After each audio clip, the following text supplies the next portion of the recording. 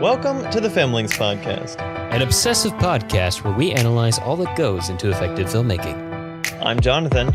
And I'm Alex. And this is episode 162, Cahiers du Cinéma Part 5, Jacques Rivette.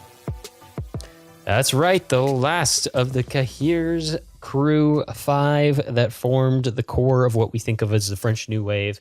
We're finally at Jacques Rivette, who is very unique and definitely one of the less talked about members of the 5. Until you get into the nitty gritty of the French New Wave and like really obsessive film nerds, which is appropriate considering what we learned about Jacques Rivette in our preparation for the podcast this month. He was an obsessive cinephile. He's what happens when this podcast goes way too far, or maybe not far enough in his words. But he's a fascinating character. So let's talk a little bit about how he became who he is. And he has, like all the other French New Wave directors, a unique story with some parallels, but some elements that also set him apart from the other directors in the crew. Jacques-Pierre Louis Rivette was born in Rouen, France in 1928. He was born, in his own description, into a family of pharmacists, much like Charles Chabrol, which is very interesting. Although it does make sense when you think about the idea that a pharmacist family would be distinctly middle class, and almost all of the French New Wave directors came from the middle class. So there is some logic to it, or some parallel to it. It's like saying that Lubitsch came from a haberdasher. It's like, if he was Jewish in at a certain point in time, like that's kind of taken for granted. Yeah, like one of the careers left open to that group, so it kind of makes sense. But Jacques Rivette initially studied literature, but in his course of studying literature, he stumbled upon a book written by Jean Cocteau on the making of his film Beauty and the Beast from 1946, which we have covered on this podcast in our last series on fairy tales. So not that long ago. But it was at this point that he became obsessed with the idea of filmmaking and decided to move to Paris with one of his friends with the intent of becoming a filmmaker, and started attending cineclubs where he met the rest of the crew. And I think this is interesting because, and I just want to point this out before we go much further, because Jacques Rivette is the only one of the Cahiers crew who from a very early age wasn't just obsessed with movies, but knew that he wanted to make them and knew that he wanted to be a director. For the other ones, they really liked movies, and at a certain point in their journey, typically after they became critics, became inspired, some of them by Rivette himself, into becoming filmmakers and starting to make their own short films. But that was Rivette's goal from the get-go, and it shows. And in an ironic twist of fate, later we'll see that while the other members of the Cahiers crew's fates led them into primarily being directors, Rivette's trajectory led him more into being a critic and an editor and somebody with really deep and respected ideas about cinema, even though he didn't become the most widely known or cherished of the Cahiers crew French New Wave people. We'll talk about why that is, because that's almost a self-fulfilling prophecy. It kind of is. Like it is like Jacques Rivette's fate is very much written in the stars, and you can kind of see it in the course of his work. He is brilliant, but obtuse. He has a very interesting philosophy about filmmaking, which partially is to make the audience as uncomfortable as possible, which if you want to be a very well-known director is not a great strategy. Yeah. He's so good with the techniques, but just his communication with the audience isn't really there. So it leads to some very fascinating filmmaking. But he did actually go to Paris, and he made his first short film in 1948, earlier than any of the other French New Wave directors, and before he even started his work as a film critic. And it was called All Quarter Coins. And it was with that film that he applied to a formal film school in France, which did exist at the time. It was the one national school that started during World War II. I'm not even going to try to say its name. If you think I've insulted the French so far, let's just stop here. But after he was rejected with his application from that formal film school, he decided to study at the Cinematheque along with his other new film friends like Truffaut and Romer, where he gained a reputation as the film quiz champ, possessing a near encyclopedic knowledge of film. Is also, I want to point this out here, he's kind of an awkward dude, and that comes through in his filmmaking, but there is a story about how he would sit right next to Francois Truffaut at these screenings every night at the Cinematheque and the Cine Club for months on end before he introduced himself and they actually started becoming friends. No way. It was he's just a very interesting standoffish guy, but it's also important. Oh yeah, go on. Well, quick note about that, because I didn't know where exactly to bring this up, but as I've been talking about for the last couple of episodes in Truffaut's autobiography, The Films in My Life, he has an introduction chapter. And at the end of the introduction chapter, he says, "I have dedicated this volume to my friend Jacques Rivette, because it was with him that I saw most of the films I have written about in this book."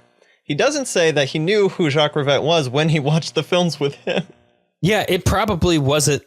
He didn't know him for the first few months. Yeah. That's hilarious. It's also important. Rivette's just an awkward dude. He's got really intense ideas about movies, though, and because of that, he becomes friends with the other people who would form the Cahiers crew. Very specifically, Godard and Truffaut. Those three are really like the most intense members of the new wave when it comes to their writing and their ideology and their politics. Although Truffaut less so on the politics and their personalities. And actually, while we talk about Truffaut as being the leader of the French New Wave directors, the leader of the French New Wave during the fan club era was more of Rivette more than anyone else. He had the most intense ideas, and when surrounded by his friends, he felt really comfortable expressing those ideas. For instance, at a French film festival, which again, I'm not even going to bother trying to say out loud, there was this group of film makers called Objectif 49, who are avant-garde, and this trio, who are also known as the Hitchcocko-Hawksians for their fandom of Alfred Hitchcock and Howard Hawks, kind of just tried to rain on this group of filmmakers parade while at the film festival. They all had films premiering, and the Hitchcocko-Hawksians mocked them and derided them. And while that sounds like a jerk football move, rivalries were something. Yeah. So you see cinephile rivalries. Yeah. And while that sounds like a bit of a jerk move, it helped kind of cement the idea of these three as being ones with with opinions and film criticism that were interesting and to watch. And it was kind of around that time and involving that incident that André Bazin, the founder of Cahiers du Cinéma, along with Jacques Donois Cruz, I'm probably forgot his name a little bit, I apologize, decided that he was going to recruit these guys to be on his paper. And that's kind of how Rivette and Godard really got into the paper.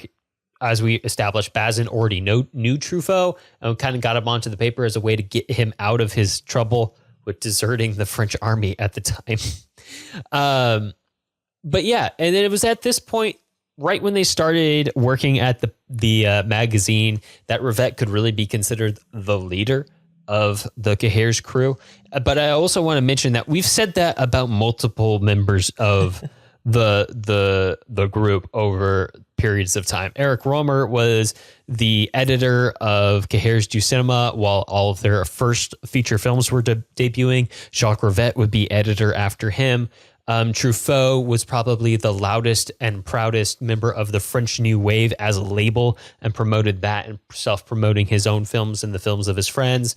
Chabrol probably did the most from a business angle to set up a production company and get funding for other people. He helped fund Truffaut's first film, and he helped fund Rivette's first film. So you could really make an argument for any of these people to be the leader, but the truth is that they didn't have an official leader as such. That wasn't a role that really held any weight for them or existed in any way, shape, or form. So while it's nice to kind of think about it that way or try to put a label on it. The truth is that there's just different moments over the story of the French New Wave that each of these guys' talents and unique set of experiences and dispositions could kind of had a chance to shine and come to the forefront and move along and create the story of Cahiers du Cinéma.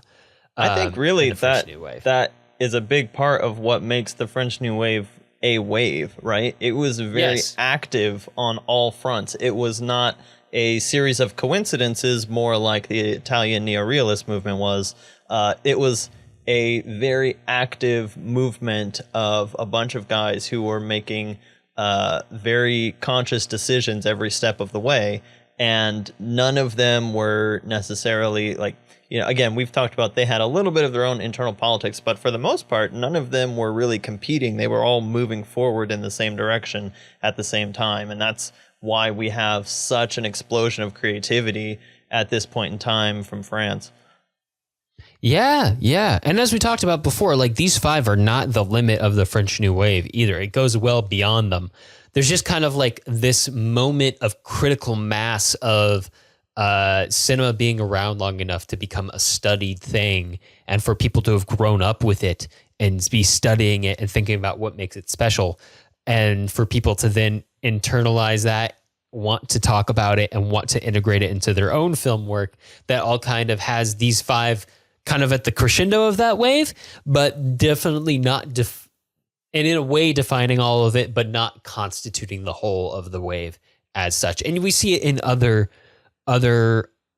film industries across the world at different times. The American New Wave came right after it. Every freaking Asian cinema industry has a new wave of some kind that came along that we found during the world tour.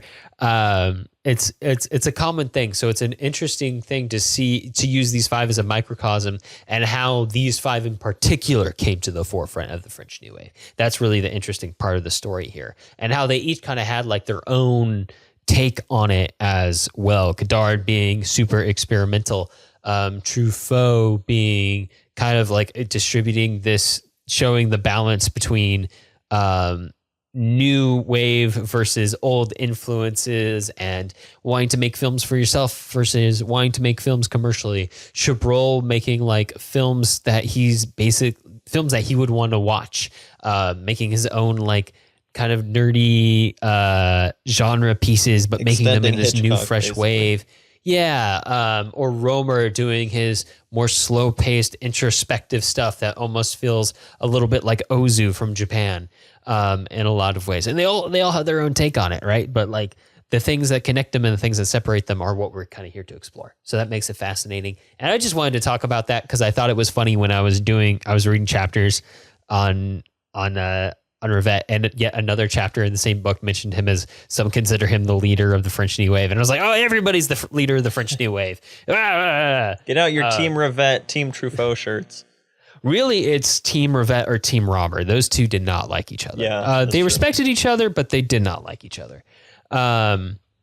Which is interesting because they're not that dissimilar compared to some of the other directors in terms of their they actually material. have a lot of aesthetic similarities and pacing similarities. But it really, between those two, it came down to politics and the fact that Rivette helped Romer get fired and then took his job. But during this period, in the early stages of working as a critic, Rivette continued to make short films, including Les Coupes de Bagarre from 1956, which was created with Chabrol's collaboration in shooting and writing. This was the film that inspired Truffaut and Chabrol to in turn start making their own films. So again, Rivette is kind of the spark that lit the fire. We kind of see everybody else have this intense passion about movie making and films, but Rivette is the one dude who shows up at the office and is like, I already want to make films. I'm going to do it. And he has been doing it and he does it again. And then everybody else is like, shit, why don't we do this too? And if you watch Le Coup de Berger, which is on Criterion, it shows a lot of the hallmarks that are going to show up in the films that we're talking about this week. It's actually a really well done short film. Oh, yeah. Yeah. Everything. It's so funny. The two ways to describe Rivette's cinema is everything is incredibly well made and none of it makes any sense. But that's kind of the unique magic of it.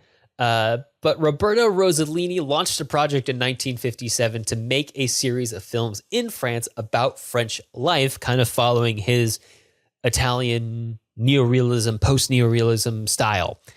But he did abandon the project, but he did accept scripts from French filmmakers and aspiring French filmmakers, including the scripts that would go on to become Les Beaux Serges, The 400 Blows, and Sign of Leo, this is the first I actually found of this, which is a fascinating kind of connection to it, but it also makes sense considering Francois Truffaut worked as an assistant director on some of Rossellini's films. They were all huge Rossellini fans. Oh, yeah, they were in deep with him. But Rivette also submitted a script, which was known at the time as La Cité, or The City. And while it wasn't accepted by Rossellini at the time before the closure of the project, Rossellini did give revisions back to Rivette, which was incorporated back into the script and became Paris Belongs to Us from 1961. Can you imagine how weird that was before Rossellini edited it? I can't even imagine. Well, the thing is, it might have been even weirder or different, and we don't even know what the original script was, and we'll get to that. Paris Belongs to Us from 1961 was shot with borrowed equipment and financial help from Chabrol and Cahiers du Cinéma, shot entirely silently with dialogue added a year later. And in some places it was changed. The film took close to a year to edit due to Rivette's obsessive and detailed nature. There's a section in the French New Wave book I've been talking about that from Rivette's editor on that film that talks about how he was almost afraid to edit some scenes, and he kind of had to work himself up to editing certain scenes by editing certain other scenes over and over and over. But like the precision of Rivette's editing and the clarity of every single decision and every single edit is what makes him a filmmaker worth discussing in the first place. And it kind of showcases his categorical knowledge of film at the same time. Reviews for Paris Belong to Us. Oh, yeah. Go on, Jonathan. Well, I was just going to say, at this point, I want to bring up another quote from Truffaut. I think when he was writing about Paris Belongs to Us. But it goes into the whole creation process. And the way Truffaut describes it, he says, one day he had a brilliant idea of creating, he being Rivette. One day Rivette had the brilliant idea of creating Cinéastes Associés, which is basically the Cinema Associates or something. An average French film cost 100 million francs, and we felt that we could shoot one for a fifth of that. So we went to producers to propose that they finance 5 films. Alain Resnais, who was very taken with the idea, was going to direct the first, who was a seasoned director, to be based on this whatever story. Rivette would be his assistant on that. Alexandre Ostruck would direct the second, and I would be his assistant as Truffaut. And then Jacques Rivette would make the third, and I would make the fourth, etc. So they had this plan of each director would assist on one by a director who had already had experience, and then they would make their own while the next director would assist them. And so you like build experience that way, kind of in the way that like Pixar builds experience through their short films. But at this point, they were making it very cheaply again. And again, Rivette was so fastidious that I think he shot his really early, but it wasn't released until after several of the other directors had already made their films and released them. Yeah, actually, all the other directors like lapped Rivette while he shot his first, and then everyone else's films came out before him.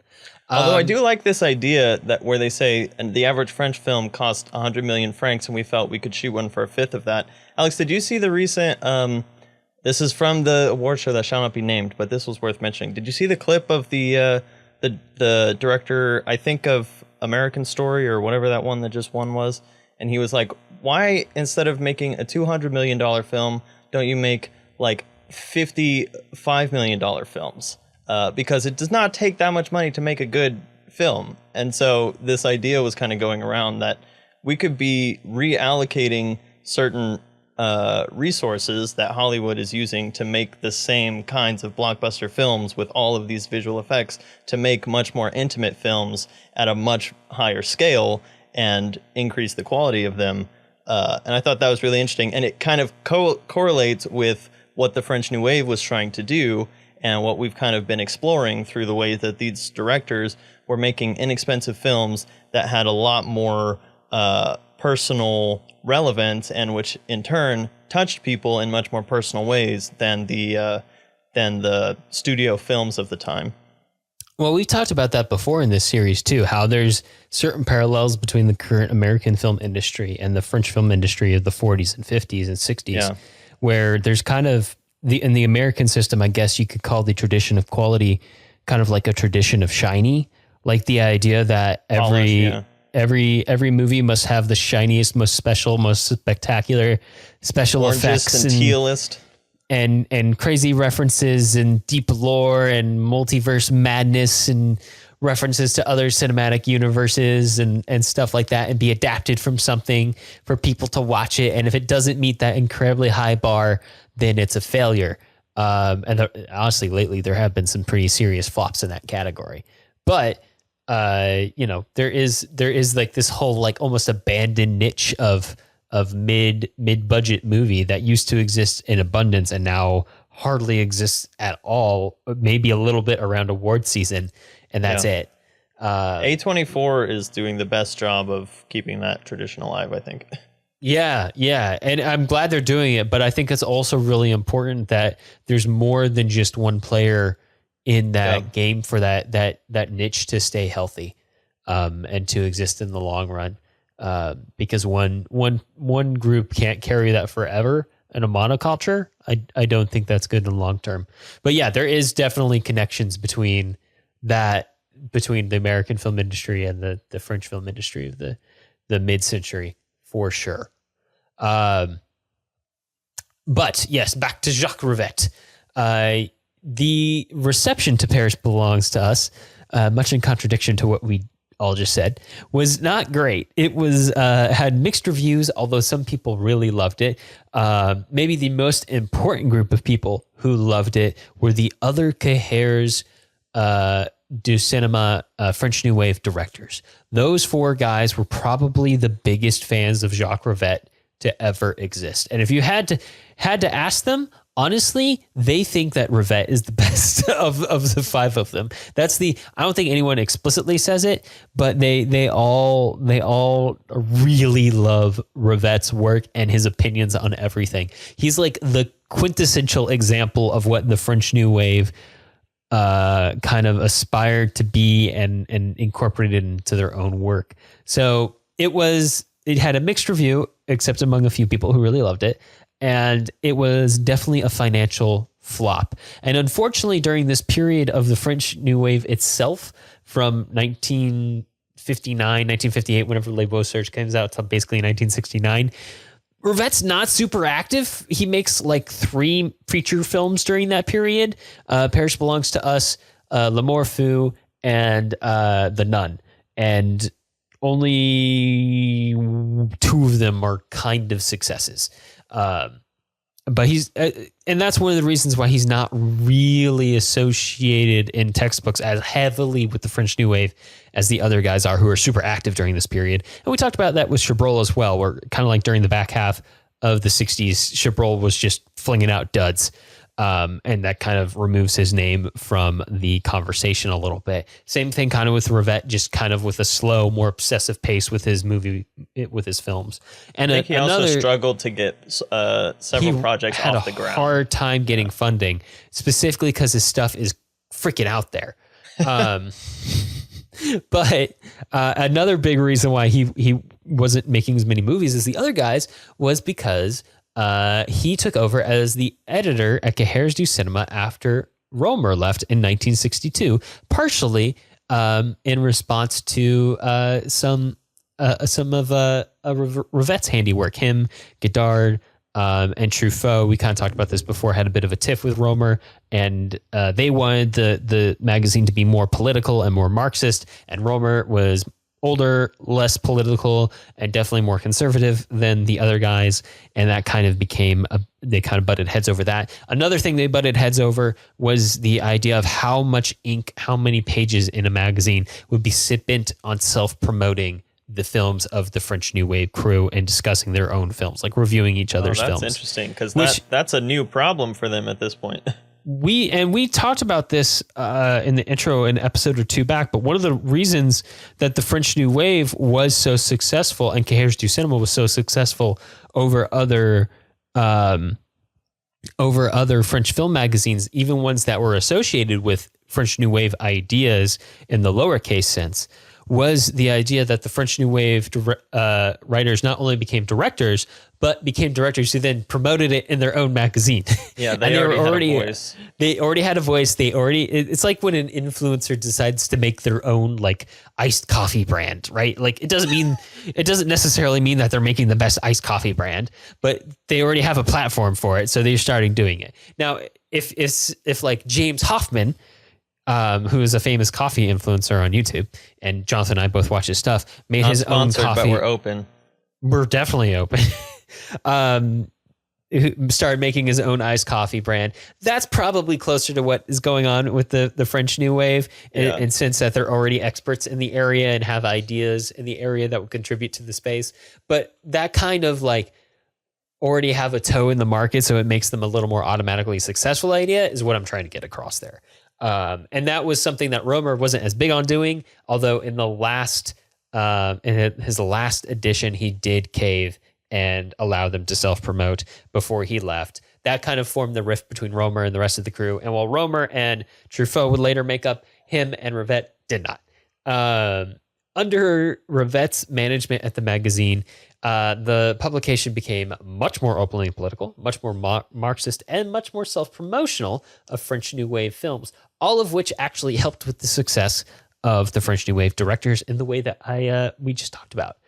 But the other thing that happened was that the Cahiers du Cinéma magazine became much less profitable. It was financially mismanaged. And in 1965, he left the magazine after the magazine was bought out by another businessman in the French magazine space, but somebody who was an owner and operator of many teen magazines in France. Which again, teenagership kind of became an idea in the mid-century in the 50s and 60s, and magazines and publications kind of rose up to meet that. And so the tone of Cahiers du Cinéma after 1965 starts to take a much more pop-esque teenager bent compared to that. So Rivette both helped create a lot of the success of the French New Wave from the Cahiers du Cinéma crew who became directors, but also kind of helped not really destroy, but like undermine what made Cahiers du Cinéma at the same time. So it's complicated, but that's an important thing that took up a lot of his time. It took him, and like Jonathan talked about, it took a while to actually get financing for his next project, The Nun, which came out in 1965, I think, 1965, 1966. And actually starred Anna Karina, who was married to Godard at the time and had Godard's backing as well as part of the financing for the movie. The movie was highly controversial because of its criticism of the Catholic Church, France being a very Catholic country, at least historically. And eventually the president of France just said, "This is silly," replaced the head of the censorship board and had the film approved. And while the film doesn't seem nearly as controversial today, the controversy around it at the time actually did help make it a box office hit, which was very nice for Rivette, who hadn't had one of those yet. And then he in produced himself. Yeah, he did. He did. In 1969, he released his next film, L'Amour Fou, or Crazy Love, which was shot without a script, shot list, or specific directions for the actors. It was all done in search of an improvisational atmosphere, and it was almost entirely improvised on set while shooting, and it was critically well received and set the tone for the rest of his career, including the 13-hour-long, also almost entirely improvised Out One. And this is an important point that these two films are improvised. Not all of his work is improvised. Celine and Julie Go Boating is not improvised. Not strictly improvised. And they're not entirely improvised either. There's some idea of what's going to be going on. There's some structure. There's no specific direction, but like, it's his films are very petri dishy, and we'll get into this where he kind of likes to have he likes the actors to really get into their characters and create these interactions, and then he likes to go into his editing lab later on and create a lot of meaning with his fine-tuned sense of cinematic rhetoric through his cutting prowess and how good he is at editing. He's kind of like a documentarian editor in that sense. He takes this filmed near improv and then turns it into a very meaningful film I don't want to say meaningful, a very emotional film at the end where you feel a lot, you empathize with the actors, and you get a lot of communication from the camera work and the editing. But also, because it's so improvised, sometimes they feel messy and lost. They almost always feel messy and lost. But that's an important thing to know about Jacques Rivette. And he would always be an incredibly experimental guy. But unlike Godard, he was getting into like the micro ideas, like almost like this mad scientist when it came to movie making. He wanted to create a tetralogy of films that would distill film into its basic essence. I believe it was going to be a romantic film, a romantic film, a comedy film, a adventure film, and then a musical comedy film, something like that. I have it written down somewhere. But it was this crazy big project, and he did make some of the movies, but he didn't make all of them because he had a nervous breakdown partway through the production of one of the movies, because he's so obsessive and pushes himself so hard that he just burned out. Yeah, like you're saying, Godard and Rivette are both very experimental. But Godard wants to blow up cinema with dynamite, and Rivette wants to blow it up with an atom bomb by getting into the molecular structure of what cinema is. He reminds me so much of Dr. Frankenstein, where he's pulling apart the pieces of what makes cinema and what make cinematic language, and putting them back together to see what he can scratch. What he can get to and what he can build from scratch and make. And part of his goal with the tetralogy, I believe, was to get down to the most minimalistic, essential elements of what makes a movie, like only having the most essential dialogue, which, if you think about it, is something we talk about a lot, like not having cutting, call it what you want, cutting the fat, being efficient, having every moment count, having every line of dialogue, both create character and move the plot forward. However we talk about it, that is in essence what a really skilled filmmaker does, try to boil down the project they're working on to its most essential parts. But like Rivette takes it to another level. He's like, we got to go deeper. He's like the cartoon idea of a restaurant you see in like a parody movie where the chef has deconstructed every plate, every ingredient in the dish to like an atomic level, and like just has like different colored goops on the paint. Or he's Inception. Like at some point you go so far in the Inception that you just end up in limbo until your brain turns to mush. Yeah. And so like you get, on the one hand, you get why everybody else in the French New Wave respected his opinion so much, because he thinks and understands film at such a deep level. And you see that in his movies, and it's so fascinating. But at the same time, he gets so lost in his own sauce that there's something almost like fundamentally human that's missing in some of his work as well. And it's fascinating to see that. But onto his biography, we're almost done. He did go on. He recovered from his breakdown and continued to make movies. At one point, he did release a book detailing the ideas and the process behind 4 of his unmade or unreleased movies, including the one he had a mental breakdown during. In 1988, he released a movie called The Band of 4, which was about 4 young college students in France who were not the Band of Outsiders, not the Band of Outsiders, who were working on a play together. Another recurring theme is a play within a play, or a TV show within a movie in Rivette's work. And Rivette retired after the film Around the Mountain. from 2009. There is a absolutely crazy French name for that film as well, obviously, but I'm not going to try to pronounce it.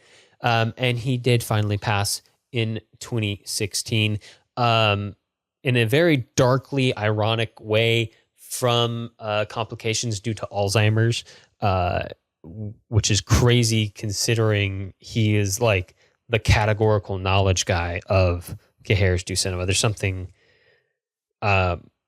darkly poetic and deeply unfortunate about that, I find. Yeah. But we are going to talk about his three of his films this week. Not Out One, although that was originally the plan. I'm very glad that we decided not to do Out One. I don't know if I would have survived it. But I really wanted to try and cram it in this week, but I just could not do it. You got 13 spare hours? Yeah. I did watch Noiro, though, which was very interesting. But we have 9 hours worth of Jacques Rivette to talk about this week, Jonathan. What films specifically are they? All right. Well, we're kicking it off with the modestly 2-hour film, Paris nous appartient, or Paris nous appartient. Paris Belongs to Us from 1961, directed by Jacques Rivette, written by Jacques Rivette and Jean Girault, starring Betty Schneider and Gianni Esposito. Also a very ensemble kind of film, so there's a lot of other names that could go. Almost all of his characters, almost all of his films, Celine and Julie Go Boating kind of being an exception, have very large ensemble casts. Cinematography by Charles L. Biche, and music by Philippe Arthuis. Sure. We'll be following that with L'Amour Fou, or Crazy Love, or Mad Love, or whatever someone wants to call it, because it's not consistent, from 1969, directed by Jacques Rivette, quote-unquote written by Jacques Rivette and Marilu Parolini, starring Boule Orgier and Jean-Pierre Calfon. Cinematography by Etienne Becker and Alain Levant. Music by Jean-Claude Eloy. And finally, we will be talking about Celine and Julie Go Boating from 1974. I should say L'Amour Fou is 4 hours and some change, and Celine and Julie is 3 hours and some change. So that's why when we're talking about the amount of watch time for one director has got to go to Jacques Rivette for the podcast, I think.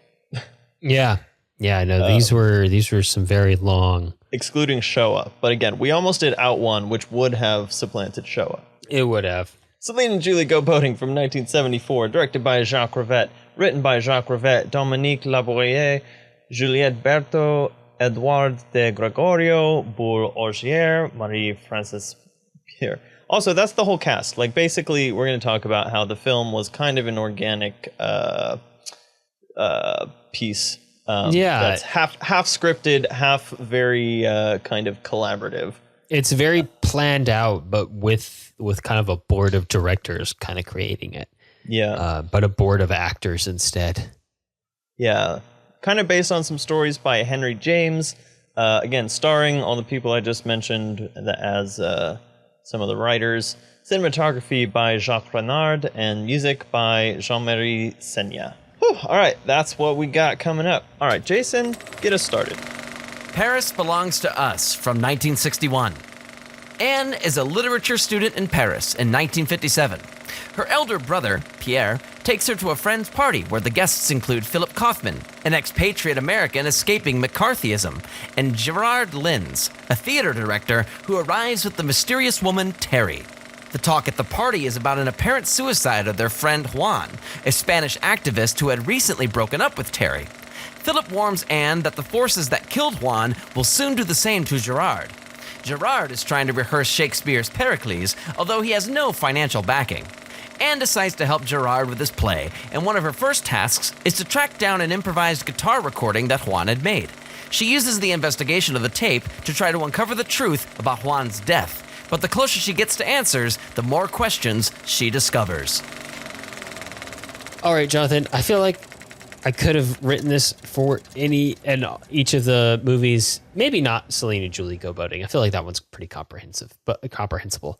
But I felt like I was going crazy watching this movie, but it also makes sense going crazy watching this movie because the characters are going crazy at the same time. Yeah, the content of this movie. I do want to point out, I was going to start this off with a quote real quick, because this will be something that's a little different going forward, but yeah, it is kind of wild, but there is more of at least some kind of idea that something is going on here with this one. So in, again, The Films of My Life, Truffaut describes this film as, and again, kind of talking about it as the kickoff to the French New Wave, or part of that, part of the beginning of that. And he says, Rivette was more of a cinema nut than any of us, like we already talked about.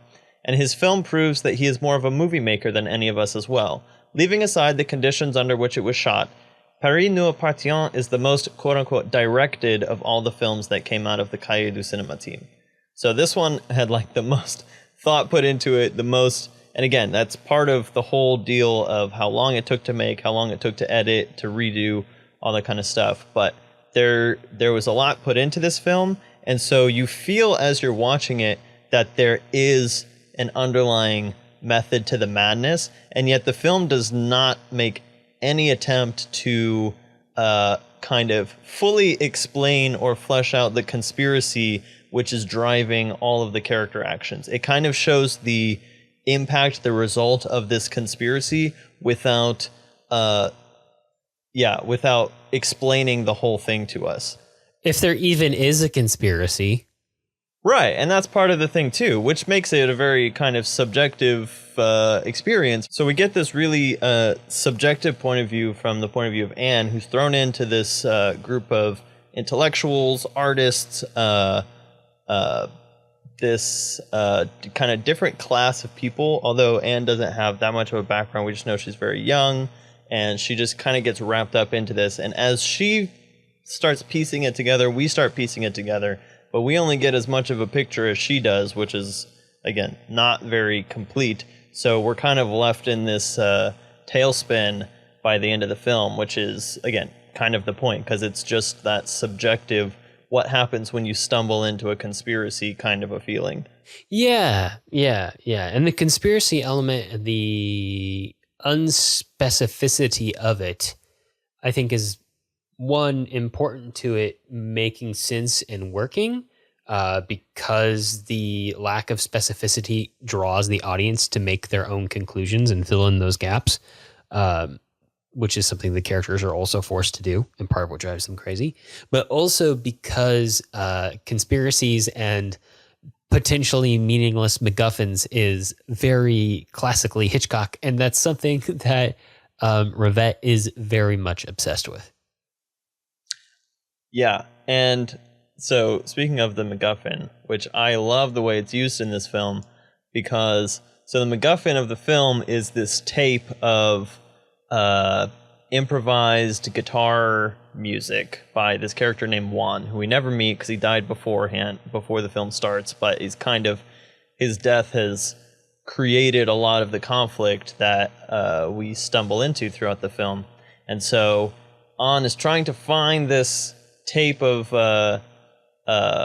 Juan's music throughout the whole film, and then by the time we finally get to it, the tape is played and it becomes the score for the climactic reveal. As much information as we get, which is still not a ton, but we get a big chunk of information about this conspiracy, about some of the characters, while this music is being played. So it becomes this. It's diegetic, but it's also non-diegetic.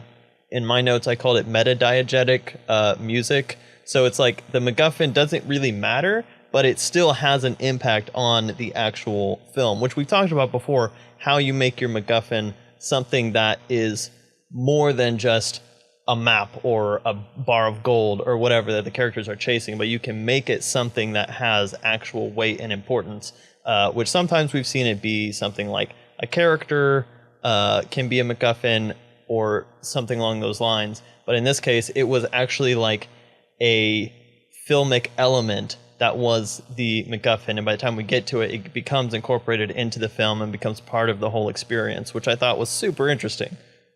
Yeah, that's what makes everything so fascinating in Rivette films, and Paris Belongs to Us specifically as well, is that almost everything in it, well, obviously everything in every film is a filmic element, but Jacques Rivette himself is so conscious of that he's consciously using every piece. He's playing every card in his hand, every chance he gets, every look, every cut, every camera move.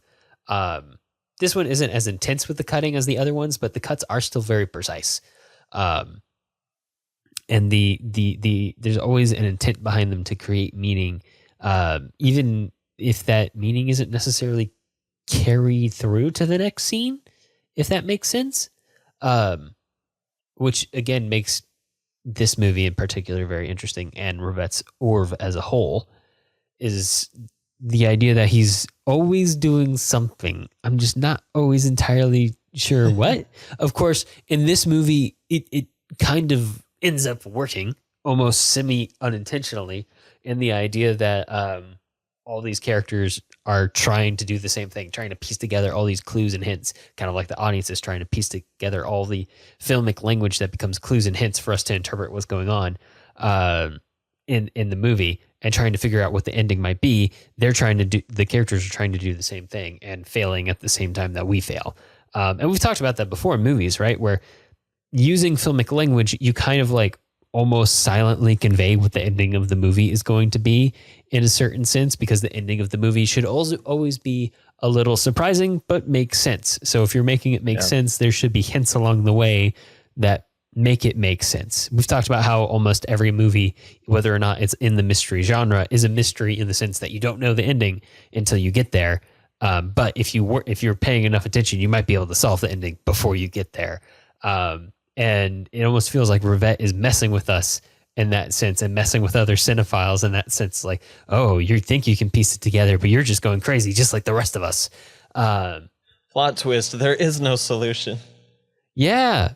I mean, there's a few plot twists at the end where, oh no, there's not a conspiracy. There is a conspiracy. There's not a conspiracy. And your brother's dead. I wanted to ask you this, Jonathan, because I know you're our resident theater guy and our resident Shakespeare guy. I enjoy those things too, but you were the one in theater for many, many years. So the choice of the Shakespearean play Pericles, which is a lesser known play from Shakespeare, at least I think of it as such. Do you think that has any impact on the rest of the meaning of the story? Does it have any echoes, any convenient parallel lines or syllogisms of such that would make it pertain to the rest of the plot? Or is it just there kind of like the other red herrings in the film? Well, okay, I'm going to fall down as the resident theater and Shakespeare aficionado, because I'm not familiar with Pericles. But what I got from it, because I'm also not very familiar with Andromique, which will be important in the next one, because this is consistent throughout Rivette's work, which is, like Alex said, the play within the play. It is this meta narrative that has some element of performance within the film that we're watching, and that gets taken to a really, really interesting place in Céline and Julie Go Boating. But in Paris nous Poitions and Le Morpheus, it's a play being rehearsed and performed within the film that we're watching. It's also done really interestingly in Noirot also.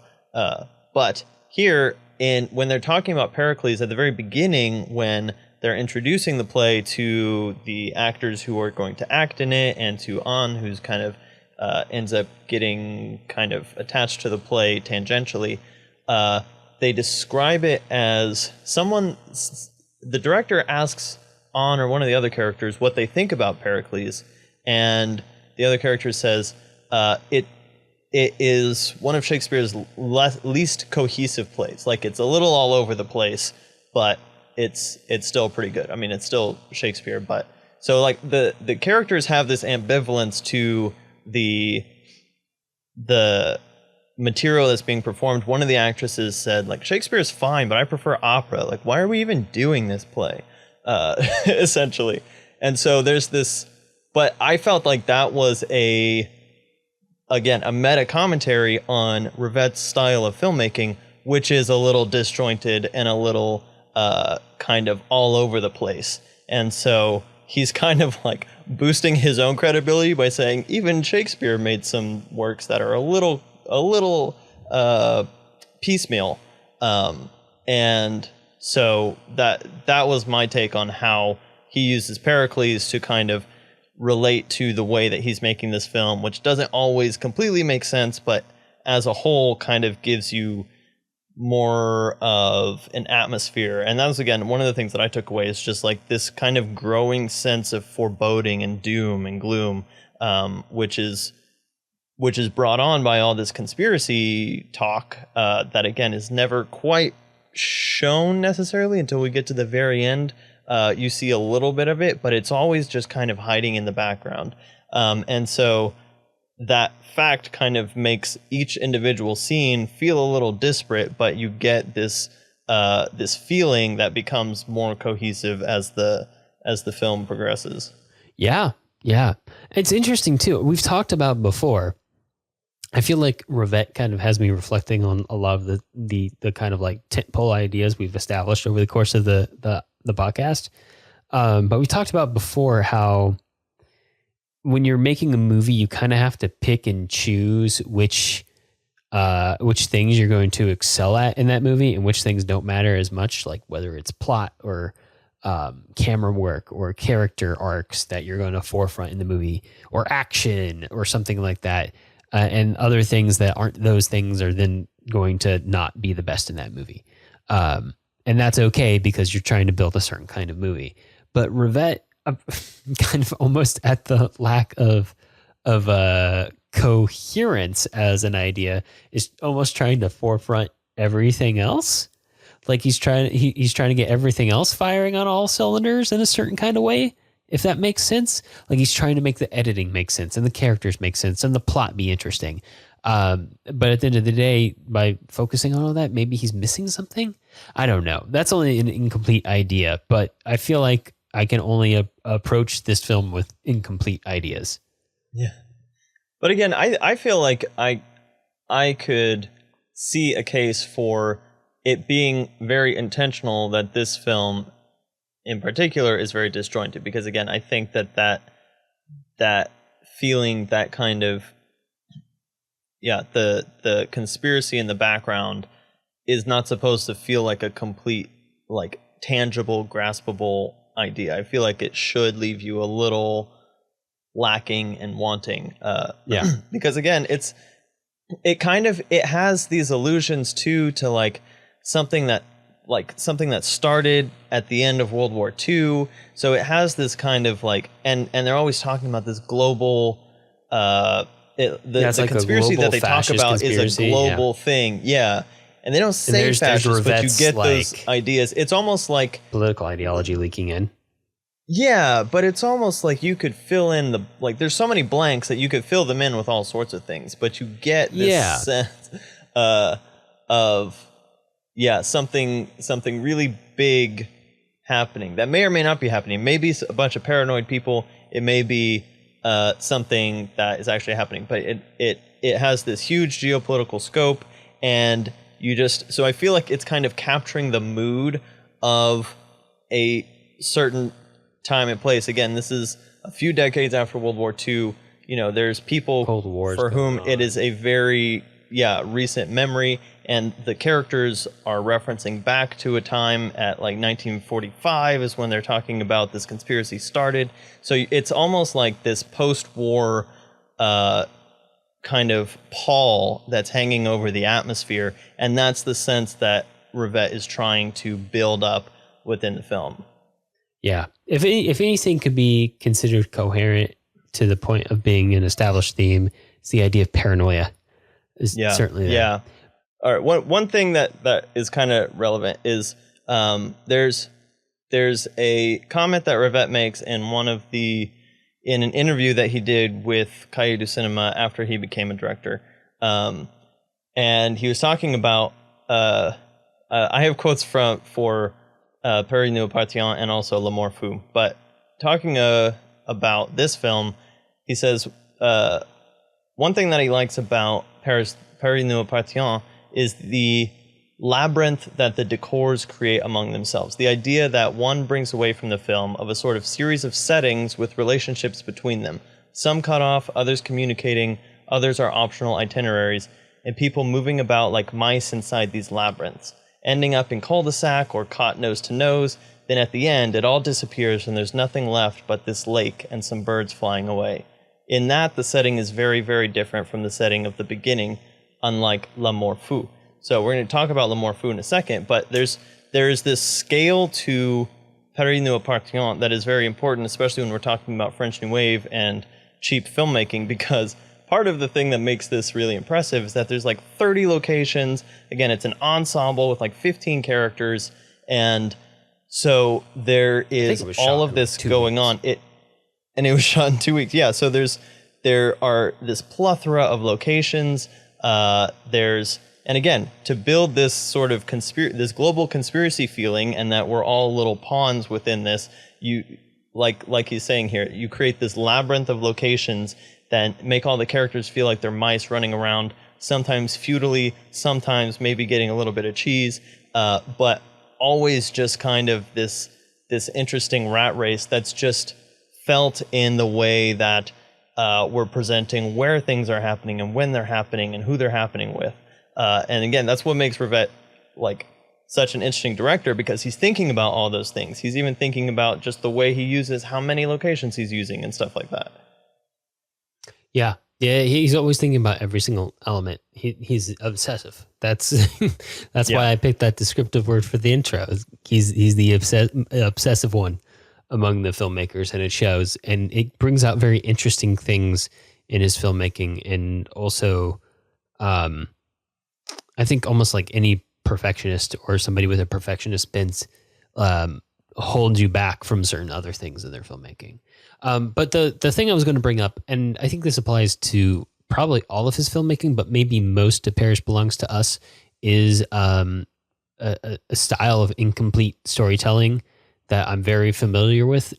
Jonathan, I know you're not a gamer, but I know there's some gamers who listen to this show and are probably familiar with the Dark Souls series, Sekiro, Elden Ring, so on and so forth. It's made by a Japanese game director named Miyazaki, but not that Miyazaki.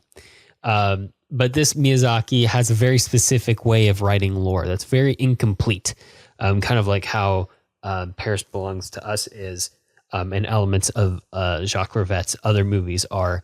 And it came from Miyazaki's childhood experience of playing games that were in a foreign language, typically English, and he could understand parts of what's going on, but not all of it. And so he would have a lot of fun by filling in the blanks himself, and he always enjoyed coming up with his own thing rather than knowing the certainty of having one set way of understanding a thing. And so his lore to this day is filled with gaps that could be interpreted a bajillion different ways, and you kind of just have to come to your own conclusion as to what you prefer the story to be. And it creates a deep engagement between the player and the lore. Of course, not all players are invested in the lore. Some just like playing for the gameplay. But that reminded me a lot of Paris Belongs to Us, and the way that Rivette builds his characters and his plots in kind of like this prismatic sense where they can be viewed from many different angles, and not necessarily any of them could be considered the one solid true way to view that thing, that event, that character. But in seeing those different angles, you can kind of pick your own way of interpreting, whether it be a pessimistic choice or an optimistic choice or a pragmatic one, how you want to interpret events, or whether you want to believe the conspiracy was real at the end or not. And whether it was all worth fighting for over searching for Juan's tape, or whether Juan's tape was probably just music and everybody else is going crazy, or if these people were actually murdered, or if they killed themselves, or if Anne's brother's even really dead. She just had a vision of it. We don't know if that's the truth, or should we interpret it as being the hard truth, especially at that point in the film. it's the kind of lady, a lot. I think straight up said that she shot him. So she said that, but I don't know. Do we believe people at this point in the movie? Like, that's true, especially her. Yeah, exactly. Somebody who's been a pathological liar for most of the film. So I've just found that really interesting and a fascinating way to look at these characters and these events as not being solidly interpretable in one way, but by using recurring elements and motifs and cuts, Rivette can build enough connective tissue that we can kind of do the rest of the work on our own if we want to kind of put together something that might make sense. And it sounds like that might be how Rivette also likes to have his actors work on his projects as well, like bringing a complete character and then kind of like trying to knit that together, from already coherent parts to make something else greater than the sum of its parts. To mixed effect, I would say. I think we have to mention this as well with this. We've kind of been alluding to it, but with this film in particular, and I think some of the other films in Rivette's oeuvre, there's a strong possibility that you would watch this movie, dear listener, and it might bounce off of you. And it would just not be for you. And I think Rivette falls very hard in that category. I don't think his films are what you would call as accessible. I think you have to have an element of the obsession with film language that he has to really appreciate them in that sense. And I think that's why you see something like Paris Belongs to Us receive mixed reviews. And also, by the way, at the same time, win Film of the Year in the year it came out in France. At least according to one publication. There's multiple sources for that. But that's just an interesting thing about Rivette. And I think one of the reasons why we don't talk about him as much when it comes to the big names of the French New Wave, we talk about Godard and Truffaut, maybe Chabrol and Romer, but Rivette's almost always last. And there's a reason for it, despite him being clearly somebody who understands film on a very deep level. Yeah. Although I will say, in terms of its accessibility, Paris nous appartient has, I think, enough of like hints of noir and that kind of intriguing conspiratorial plot that you could probably get into it. And also, it's a reasonable runtime. That's much less the case for L'Amour Fou. Although I think Celine and Julie Go Boating kind of transcends itself, and I think we'll get into that. Celine, I really like Julie Go Boating is so fun. It's very fun, even though it's really weird and tedious in places. But L'Amour Fou is brilliant and tedious all at once for me. And part of that might just be my short attention span. I don't know. But let's jump into it. Jason, take it. Yeah, let's do it. Crazy Love from 1969. While rehearsing a stage production of the tragedy Andromaque, the leading actress, Claire, suddenly quits and goes home. But she also happens to be married to the director of the show, Sebastian. Without showing signs of tension, the couple go about their daily lives as Sebastian struggles to find a new lead and manage the intricacies of the production while being filmed by a documentary crew, and Claire spends her days alone in their apartment or wandering about the city. As the day of the performance draws closer, Claire becomes increasingly despondent, while Sebastian spends more and more time at the theater, finding his comforts away from home and offering little comfort to anyone in return. Okay, Alex, this film, after I watched this film, I had this thought, and I don't know if it's just because we've been watching these films, or these directors in order, but I felt like after I finished this film, that L'Amour Fou had kind of combined all of Romer's morality and pontification, Godard's experimentalism, Chabrol's potboiler plot, and Truffaut's referentiality and meta-story construction all into one giant 4-hour bundle. And I was like, we just hit like everything in the French New Wave in this one movie. I think it did. I agree on all those points. And I think this film is fascinating. I think it's incredibly well constructed. The smash cuts out of scenes are always almost so brutal. What they do to characters, cutting them off with points said or unsaid, typically unsaid. But yeah, it's so ambitious. It's trying to do so much at once in such a crazy idea of trying to make a movie in this like pseudo improvisational way. It's almost documentary. That was the sense that's what I got down to too. And I think the idea of the petri dish of Rivette being the mad scientist really holds up here, where he had this big improvisation happening in front of him. He captured it to the best of his ability, and then he went into his mad lab and tried to reassemble it to the most coherent way he could, or the most evocative way he could. Feel like that's probably the best description of Rivette films, is typically not coherent but evocative, because you can feel something with every cut and every look and every action and every bit. You feel the significance of it, but you feel it in a part of your brain that doesn't use specific language. And I feel like Crazy Love is kind of a part of it. But also that makes sense because, again, in this one, the characters are kind of going crazy at the same time that we go crazy watching the characters. Yeah. So I have an interesting theory, which is going to sound really pretentious and obtuse, but here goes. So let's start with this quote that I think is that I really like. So in Rivette's interview with Cahiers du Cinéma, looking back on some of his films, this was from an article that he wrote while he was still a writer at Cahiers. Anyway, he has this quote where he says, "If certain documentary images or films are superior, read, than fictional ones, it is because in the logic of things, it is because it is in the logic of things that the genius of the machine bursts out in advance of the creator's genius." So he goes on to say, Lumiere will always have more charm than Méliès, and as will the raw use of the invention rather than the later, somewhat over-ingenious applications made by its manipulators.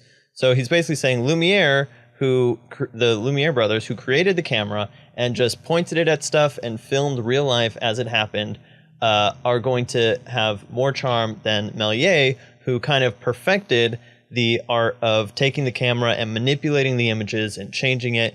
You know, he's the grandfather of special effects, and so he would basically lie in front of the camera, whereas Lumiere is the epitome of like telling the truth in front of the camera. And I feel like what Rivette does is he just tries to put as much like reality in front of the camera as he can in a lot of instances. So again, that's where a lot of the improvisation comes from. That's where this really fly on the wall documentary feel comes from with this film.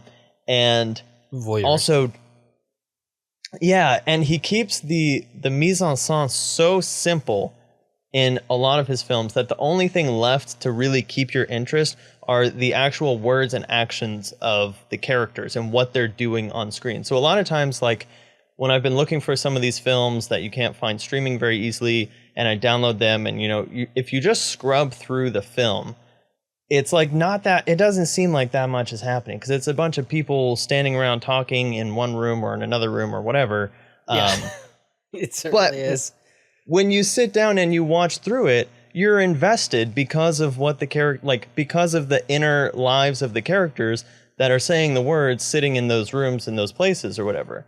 And to me, I had this sense when I finished L'Amour Fou, because I expected it to be. It is a little tedious, but I was very much invested in this film, and Celine and Julie Go Boating, and same thing with the Romer films too. But I had this sense that it's like you're almost with some of these films upgrading from picture books to chapter books, right? It's like you have to suddenly be invested in the material and the heart and the characters that are within the pages and the words, and not be so focused on the technique and the flashiness and the Méliès, showing all the fancy things that you can do with cinema. At some point, you just have to boil it down to, what is this about? This is about people and the way that they interact with each other and the choices that they make, which is what we're all doing 24/7.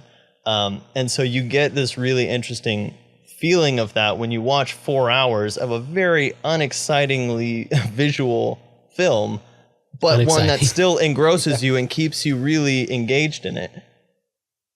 Yeah, I feel like the most interesting part of the movie is the eye lines, just to see where everyone's looking and how everyone's looking at certain places at certain times, which is one of the key elements of editing. Like the theory of eye lines and following eye lines and matching eye lines and when to cut from them and to them is like a really core part of narrative editing, and especially documentary editing. I could tell you, I mean, I don't do necessarily fiction editing, but just as a editor, even for boring like corporate stuff, literally the difference of a couple of frames, if someone's eye moves, makes a huge difference in the way that a cut feels when you're watching something. And so using those eye lines to effect, and bringing up a technique we haven't talked about in a long time, but the Kuleshov effect makes a big, big difference.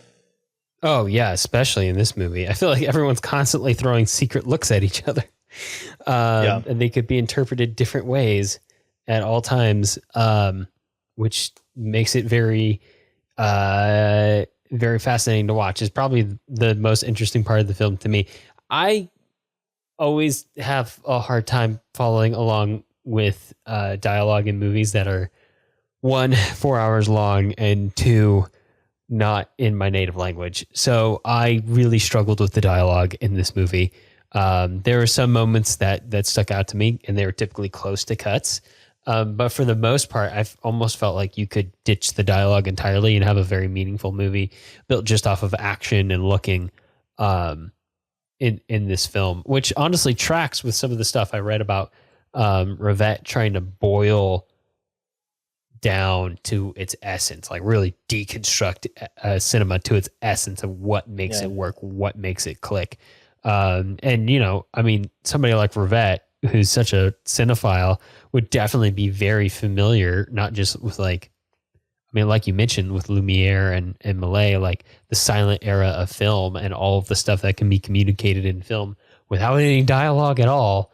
And how often most of the important tone and action and power shifts, which again, that's a big part of this movie, the shift of power between two characters in a scene is conveyed through non-verbal, non-dialogue means.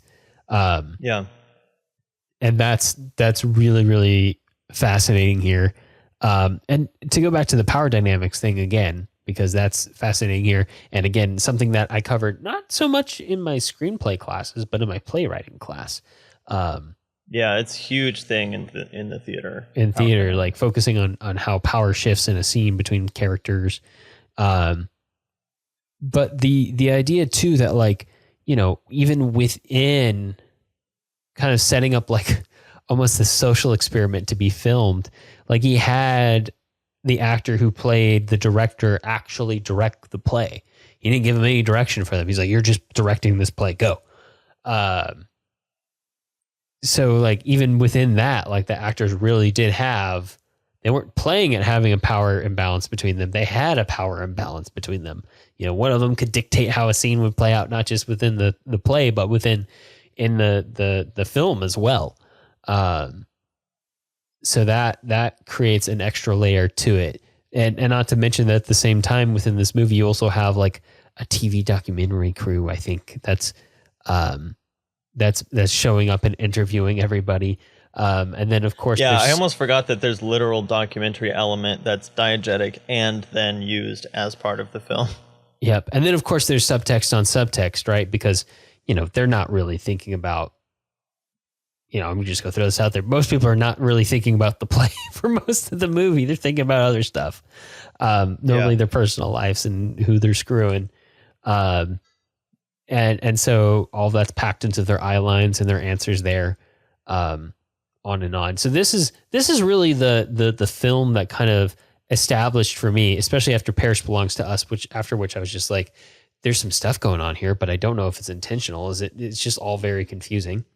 And tracks for me because I found a quote from Rivette that referred to Paris Belongs to Us as a film made by a 16-year-old that I don't think about much anymore.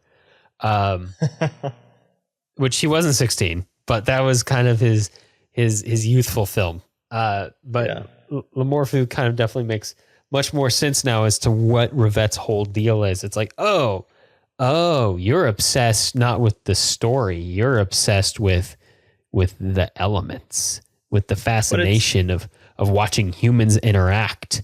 You're a voyeur. You like watching the eye lines. You like you understand what people are thinking inside their head. And it kind of reminds me too of like that kind of like socially awkward, but always watching Rivette that didn't talk to Truffaut for the first few months. They sat next to each other at cinema club screenings. Like that's kind of like the person I see coming out here. Yeah. Yeah. And it's also kind of autobiographical type thing too, because we're watching this director who's so obsessed with creating this work, this play that is going to transcend what a play has ever been before. It's going to be all of these things that he completely neglects his personal life, and ultimately, basically, actively destroys it. Just implodes over the course of the movie. Yeah, which is really tragic to watch. I mean, it's a really basically simple archetypal story, which is the artist whose art becomes the other woman, quote unquote. Not to mention the actual other women within the play that are the other woman to his wife.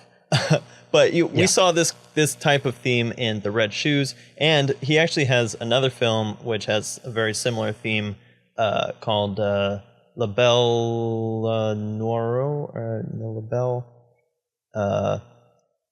Anyway, it's pretty famous, but it's like 5 hours long of this painter who's trying to paint this woman, and it's just like 5 hours of him pontificating about what art means and why it's the most important thing ever.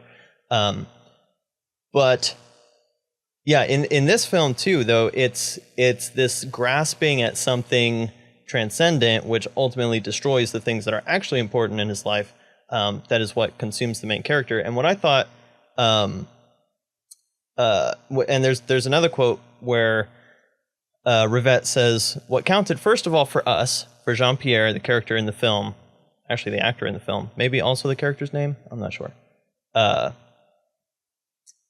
But what counted for Jean-Pierre and myself, him for Andromique, which is the play they're putting on, and me for the film, was the rejection of the idea of entertainment, and on the contrary, the idea of an ordeal either imposed or at least proposed to the viewer, who is no longer the comfortable viewer, but someone who participates in common work, long, difficult, responsible work, something like delivering a baby, but the sort of work that always has to be done again, the work of denying entertainment."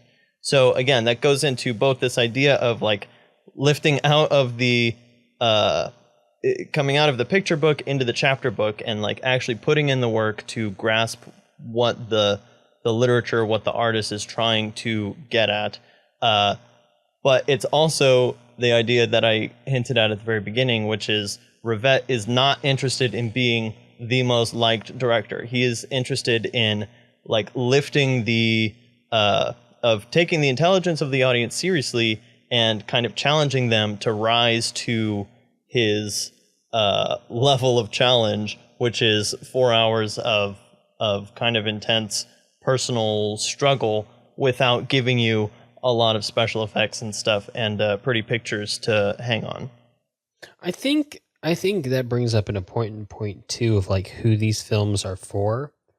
And I think to a certain extent you could say they're for cinephiles, but I really think that Jacques Rivette's films are for Jacques Rivette.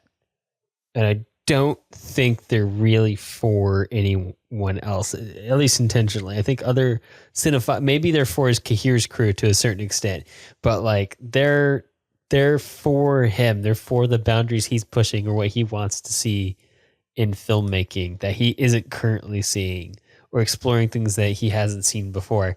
You know, Godard kind of started to get into making movies for like political reasons. Truffaut kind of started to try to appeal to both critics and popular audiences. Chabrol always appealed to his genre loving side, and Romer to his more intellectual literary side. And I think Rivette appealed to his hardcore cinephile side from the start and at the end, and that was the most hardcore cinephile Rivette knew was Jacques Rivette. And I really think that's kind of who this is for, more than anything else. And again, because I think like that's kind of a central question when we start to get to some of these French New Wave directors who aren't as well known within the mainstream. I feel like that's maybe one of the reasons why Jacques Rivette isn't. Not to mention the fact that he only made 3 movies during the period that's considered the French New Wave. And we've just talked about 2 of them.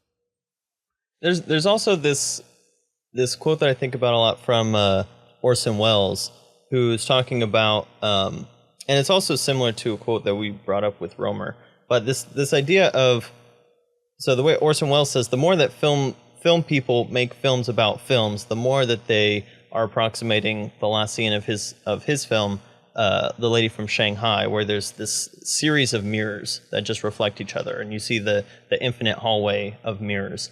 And Romer also had that quote about some films have life or the real world as their object, and some films just have film as their object.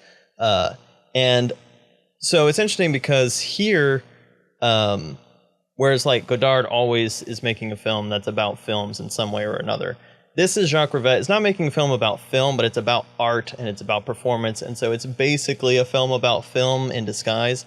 And so, yeah, that does kind of, it means that the audience for your film is like, yeah, some version of a filmmaker or an artist or something. It's not necessarily the general public, even if they can, basically understand what you're getting at. It's going to have the most impact for someone who is that kind of devoted creator. But I think that in broad terms, Rivette is not one note about that, and I think we're going to see that in Celine and Julie Go Boating, which has elements of being about film, but also kind of transcends that in the way that it's presented, because even though he says that he's all about rejecting entertainment, at some point he just has so much fun that he can't help himself but be really, really entertaining. Yeah. I don't know. That's an interesting question, Jonathan. I think I find Paris Belongs to Us entertaining. L'Amour Fou, I find fascinating. It's kind of like watching an experiment unfold. I think of it like literature. If I would consider it entertaining. I don't know if I agree with that. I don't know if I agree with that, because I consider literature to be deeply entertaining, even when it's highbrow. It's still trying to pull that audience in a certain way, and I feel like the way that, okay, we talk about filmic language, right? And we talk about how obviously Rivette is very good with it. He knows what he understands it very well. But I think the thing that I find lacking in this film in particular, and some of his other films, that I think creates the sense of confusion, is the way that filmic language is used by directors and filmmakers, and why it's used by filmmakers and directors. And I think obviously we talk about it's used to make meaning, but and it's used to engage audiences and keeping them paying attention and engaged in what's going on. But there's also another very important thing it's used for, and that's kind of like as a signpost to guide you through the movie, to tell you what to be looking out for next, to tell you what to be paying attention to, or what's important in this scene that you need to remember in the next scene. And I feel like that signposting isn't there in a good portion of Rivette's work. And I don't think that's a challenge issue to people to rise to. I think it's just that Rivette isn't interested in it, so he just didn't put it in. Yeah, it is interesting because he's very sparse. Again, to the point of like the game Myst, where you just get dropped on an island and you got to figure it out as you go. Yeah, I feel like I took one of my notes I took while watching L'Amour Fou mentioned that it almost feels more like an anthology than one central piece. And I think it goes back to that idea that it's all connected in the sense that, I mean, like literally chronologically, it's happening one thing after another over the course of a few days. In that sense, but and technically like the plot continues, but the story almost feels somewhat disjointed from scene to scene in a certain way. And I don't think that's a bad thing. I think we're seeing some fascinating film experimentation here and looking at ways to create film that is unique and can be learned from in a really interesting way. But I don't know. I'm trying to explain why it just feels so off to me at the same time that it feels fascinating and important. I think part of that is there's this contrast within the film itself. There's another quote by Jacques Rivette talking about the film, where he's again talking about the locations, and he says, "We tried to show the flat in different dramatic situations: familiar, strange, tidy, messy, demolished, welcoming, hostile, and on the contrary, to show the theater decor as completely immobile, since it is totally artificial." And again, that goes into him commenting on that documentary showing life versus kind of creating a construct of life, lying to the camera, which again, camera is always somewhat of a lie, but you kind of see him playing with those themes where when they're at home, it's this kind of free and kind of unpredictable environment, whereas on the stage, it's always kind of planned out and it's always going to be this one set look, this one set kind of a thing. So that could be some of that disjointedness between like jumping from one environment to the other, because there really is pretty much only those two environments, and then also a little bit of whatever that cafe is that they visit. Yeah. That's a solid point. Would you like to move on to Celine and Julie Go Boating from 1974? Let's do it. All right, Jason, take it away. Celine and Julie Go Boating from 1974. Celine and Julie meet by coincidence at a park, and after a series of odd encounters, they find themselves taking turns investigating a melodramatic crime in a mysterious house that leaves no memory of the events which take place inside of it, except for a strange candy that if either of them eat it, they will see the events like a vision or a film played back for them. After discovering the secret of the house, they must use the candy, their wits, and a little bit of magic to save a young girl from becoming the victim of a haunting history. Yeah, so this film is considered by Jacques Rivette to be, I think, the film he had the most fun making. And I think it is, I mean, I haven't seen all of his films, obviously, but it seems like it could definitely be his most fun movie. It's just kind of like a whimsical, surrealist blast. Yeah, and I think that that's kind of shown in how well received this film is. Like, this film is at the top of, like, if you're going to start watching Jacques Rivette, if you're just going to watch one that comes out, watch this one. Yeah. This one is so much fun. So there's some backstory to the film, which I think you've found, but from what I can tell, like we said, Rivette had trouble getting films off the ground. His films are very long. They're not very commercially appealing. And so there was a film that he was getting made, and it fell through, but he had already paid for some of the actors, specifically one of the actresses, but I can't remember which one. And so the film fell through, but he had already booked these actors.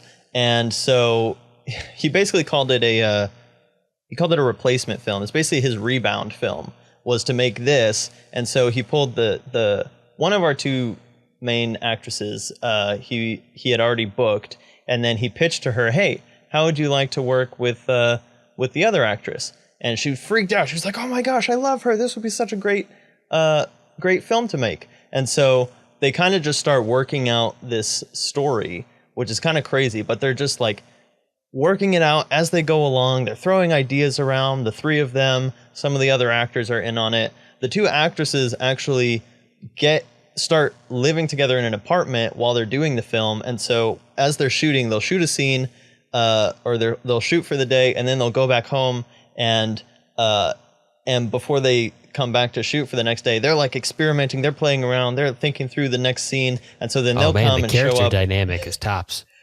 Their chemistry is incredible. So then they come back and they're like, "Hey Jacques, here's what we thought of. What if we do this? Blah blah blah blah blah." So there is this what is essentially becomes a play within a play, but which is turned into a ghost story within the film, which is fascinating. So that part is all really scripted, fun.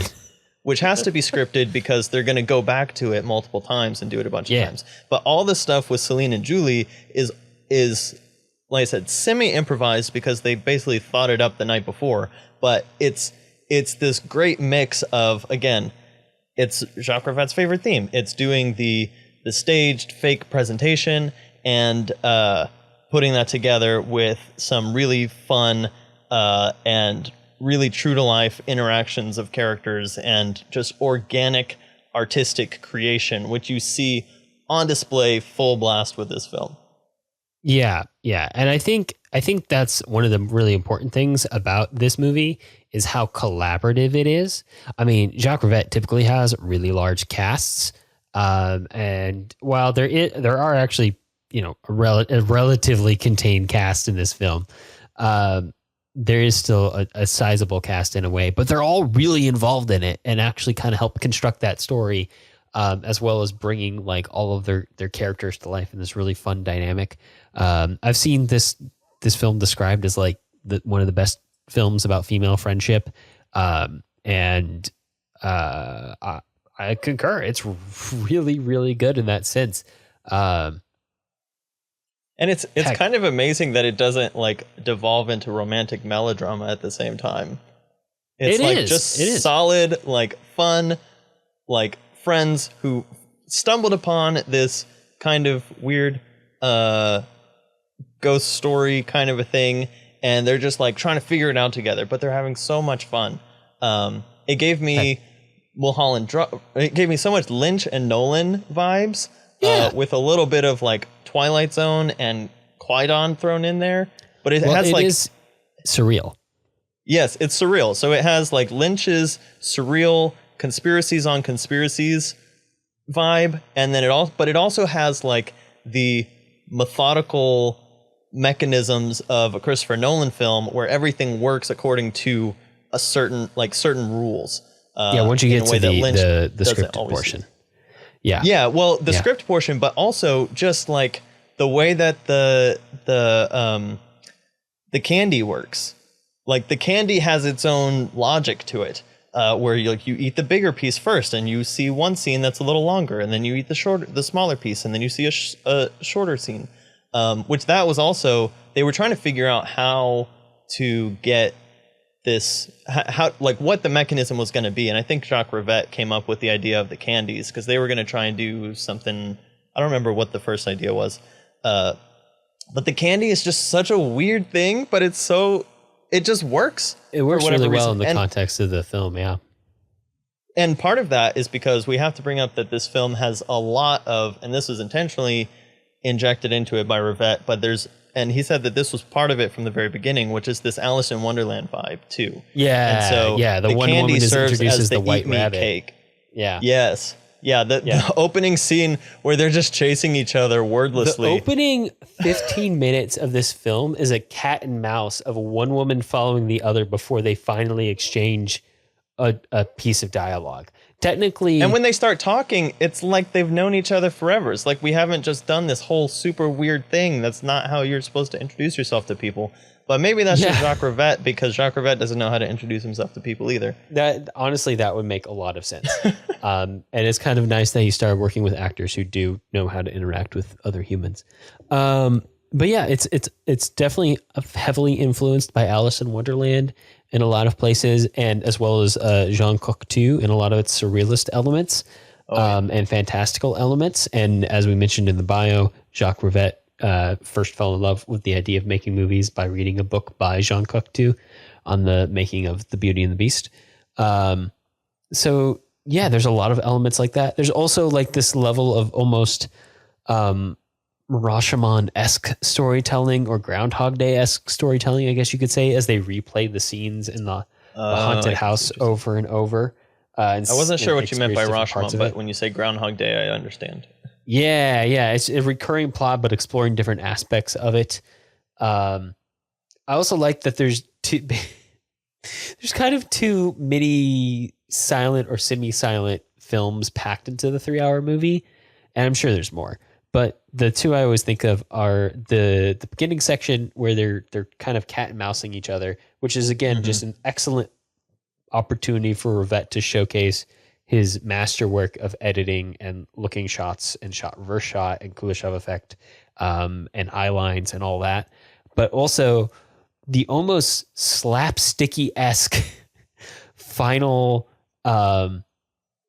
heist rescue mission, so to speak, which also is very Nolan, like finally extract the girl. It would be Inception, but it instead of having the last third of the movie be heavily action packed, what if it was filled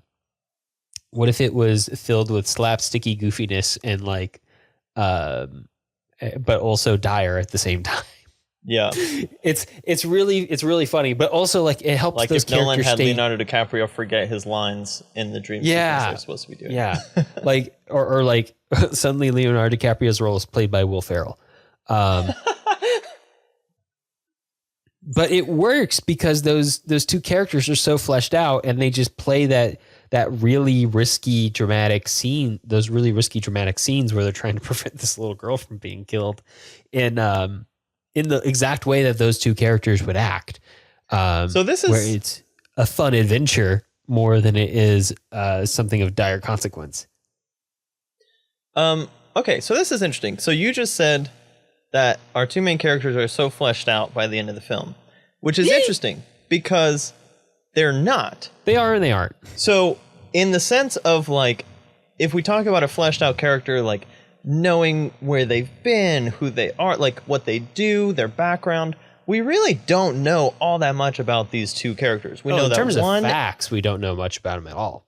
Right. So in terms of facts, we know that one of them is an aspiring, like witch or something like that, because she's always reading this book of magic and like trying to do spells or whatever. And we know that one is like a cabaret magician of some sort, and so we know that much about them, and then they kind of fall in line. But we know their character, like we know who they are as people just from seeing the way that they interact with things. So like in a dramatic literary sense, we don't really understand all the things like that they've done in their lives, but we know who they are as people because we've seen so many of their interactions together and in weird situations. I think that's an interesting distinction that I haven't really thought of before. Like you can get to know someone's character without necessarily having known their backstory.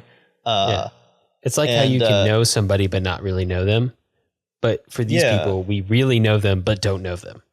Yeah, that's It's like the reverse thing of like how I could go on Wikipedia and tell you everything about Will Ferrell's like personal history and public history, but I don't know who he is as a person.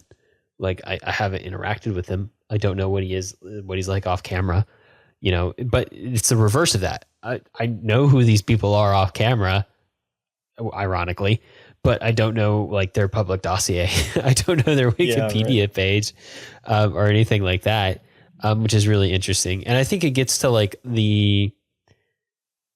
I think it works perfectly because in a sense, that's what Rivette's interested in when he's interested in characters. He's not interested in the facts about the characters. He's interested in how they act as people and humans. And I feel like that strikes a good balance in here for him to work with. And he wants to know what they're going to do next. And he doesn't necessarily need to know what their relationship with their mother was that caused that. And I think because he's such a good observer of people, to have these two actresses create these two characters, and it was a collaborative process, obviously, but they did a lot of the work for it and brought it to him to kind of play with, kind of created a really good situation for him to do that, use that observational power, and then to showcase their interactions in this very fascinating way. Another thing I wanted to bring up just as a fun fact that I think kind of redefines the whole movie is that it's all kind of a euphemistic term or allegorical term in the title. To go boating, or aller en bêter, or however the heck you say that in French, is French slang for to be caught up in a fiction or to be taken for a ride. Interesting. Which explains a lot about the movie. So Celine and Julie go boating really means Celine and Julie get taken for a ride or get caught up in a story or something that might not really be real. Which is very true. But then at the end, they actually do go boating, which is hilarious because I didn't know that was what they had an alternate meaning in French. But so you just watch the movie and then you get to the end and you're like, wow, they really buried the lead on the whole boating thing. It's in the last 5 minutes of the movie. But here it is. Yeah, and I think I saw in an interview that he said that it was kind of, they kind of thought that Celine and Julie sounds really good. It sounds like a movie title like Bonnie and Clyde or Butch Cassidy and the Sundance Kid or something like that. He had some examples from French films, but the same kind of thing. But there was another film that had just come out that had a very similar title with two female names that were really similar. So he added Go Boating as like a way to differentiate it. But it is funny that it works out so well that way. Yeah, it does. It does. But yeah, I feel like this is a really good example of Rivette at like his best. And we mentioned that this is one of his most popular movies and most successful movies, most critically acclaimed. But like it really is like a good example of something that's not too hung up on the story, but has a story that can be followed, has a plot that can be followed. And after this point, he does start to get more into movies that have, followable plots and less improvisational work. Character studies and stuff like character studies and stuff. But he's using all that really crazy technique that he's been studying and developed while he did Paris Belongs to Us and L'Amour Fou and Out One, and repurposing it into a way that's more accessible. And I love to see it. He did his crazy lab work. He made his Frankenstein's monsters that were fascinating and interesting and important.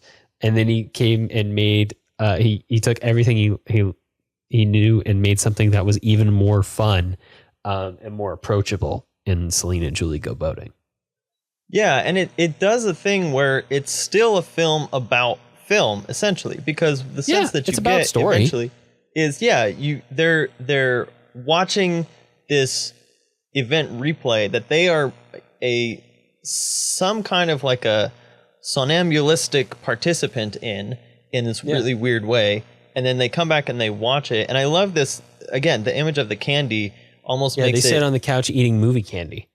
Yeah, it's like cinema as a drug, or cinema as this hallucination, in this dots, sense where they're goobers. Yeah, you're like kind of a participant in it, but you're in the background. It's like you can be in the story, but you're also watching it unfold and trying to figure out how much agency you have within the situation. But it's all watching a movie and thinking about how you could save somebody in the movie is a really common thought for an audience member to have. Like if you could just jump in and shout, no, don't drink that, or no, duck, or like don't go in that house. Super common, super relatable. Right. And so, it taps into that audience element, but it's all like put within this, it's done as a ghost story.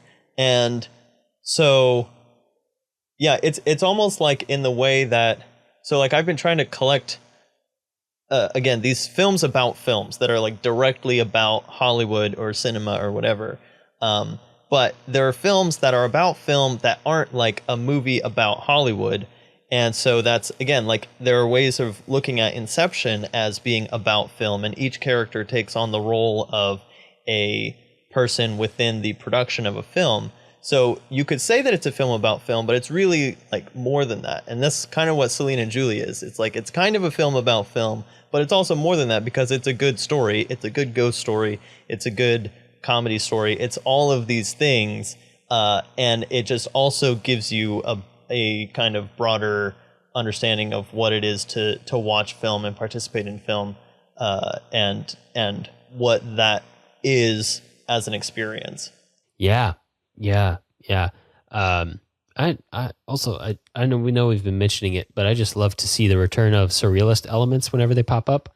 Yes. One of the heavy influences on the French New Wave, that has been, I think, mentioned once or twice, but is definitely really important to the French New Wave directors, is Louis Buñuel, who we've talked about before quite a bit. And you definitely see elements of it show up here. For sure. Things that just suddenly, like, I'm going to be honest, the first, 15, 30 the first hour of the movie's fairly grounded. And then suddenly they're popping candy that can take them into another universe. Like, what? Like, the left turns into fantastical, surrealist craziness is out there. And you say that it's grounded, but there's also... It's not really grounded. Yeah. Yeah. There's the White Rabbit chase, and then the way that they meet and the things that they say to each other are kind of weird. Friends. And then, she's like taking a shower, talking about how she escaped from the pygmies, like describing a Gulliver's Travel adventure. And you're like, these people are a little crazy, and they're a little crazy to not think that they're crazy either. Yeah. Then you kind of get into it and you just don't care at all. Yeah. It takes you for the ride. It's the surrealism really solves a problem for Jacques Rivette, because for the first two movies, especially me, I feel like you appreciated them more than I did probably.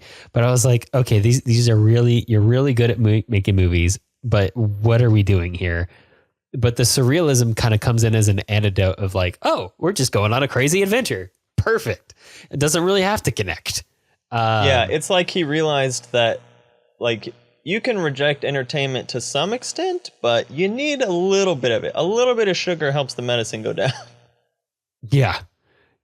No, it really makes sense. It communicates really thoroughly to the audience. And what I mentioned before with the signposting of like how with cinematic language, you're supposed to be communicating what's important to the audience and what's not. What should you be paying attention to? What should you not? Like, the added elements of surrealism, even from the beginning, are a really good implicit way of communicating to the audience to not take any of the plot too seriously and not try to solve the story. It'll work out. Just have fun, relax and have fun. And the fact that the characters are the way they are and don't seem unfazed by a lot of what's happening. Like, that's like it's like a Twilight Zone thing that's happening to them, but they're not shocked by it. They're like, ooh, fun, let's go. This definitely falls in Twilight Zone category in my head, too. Yeah. Yeah, but what if every Twilight Zone protagonist had the opposite reaction of what they really did? Right. Instead of... They're like, ooh, this is fun, not terrible. There actually is one or two Twilight Zone episodes like that. And we both had the same note on this, too. Something that we mentioned last time. This is... solid Bechdel test pass. Now we have the best example of it out of the French New Wave, because we have two female characters just talking about, literally, I think that they only might accidentally talk about men in this film. They almost never talk about men at all. Almost never. That's what really did it for me in terms of like just destroying the Bechdel test. Like, almost.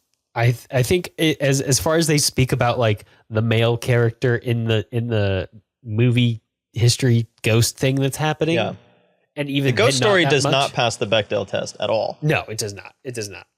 But the two main characters, they smash it. And again, I think that's one of the things that makes this such a good movie about female friendship and that idea, and just like having giggly, crazy adventures, but also being able to rely on each other in this deep, implicit way. Even down to the fact that they like suddenly connected just instantly, like, oh, I understand you completely. Let's be friends. Yeah. Is really, really weird. But also like a perfect example of like the kind of like a certain ideal of friendship. Right. Definitely worth a watch. Yeah, watch it. This is one. The first two are a little inaccessible, but this one is just a lot of fun and worth a watch, and you're gonna have a giggle watching it. Watch it with your best female friend, and have a good time. Yeah. Oh, look at this. On IMDb, there's a subtitle for this film, which is Phantom Ladies Over Paris, which is kind of hilarious. I guess it's accurate. All right, Jonathan. Let's talk about Jacques Rivette. We've been doing it all podcast, but let's do it again.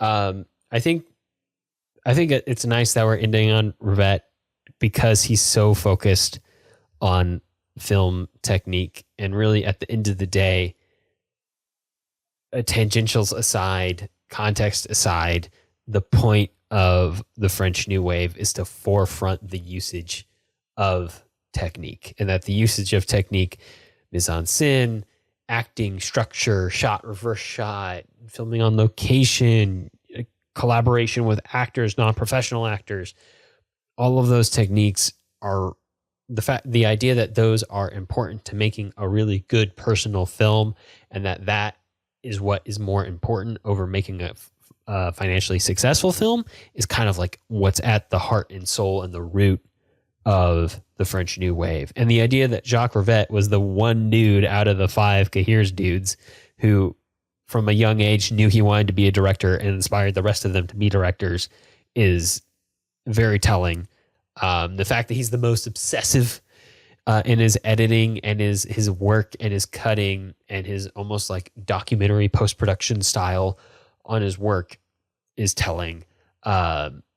His mastery of looking shots, of power shifts, of tones, of understanding characters and what makes them tick and letting those characters flourish on screen is really important.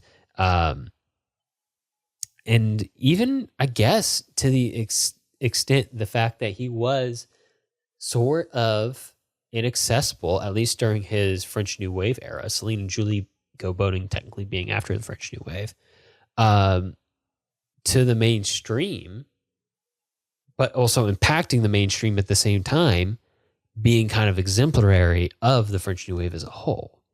So I think all that's really interesting. I think it makes it really nice to have him here at the end.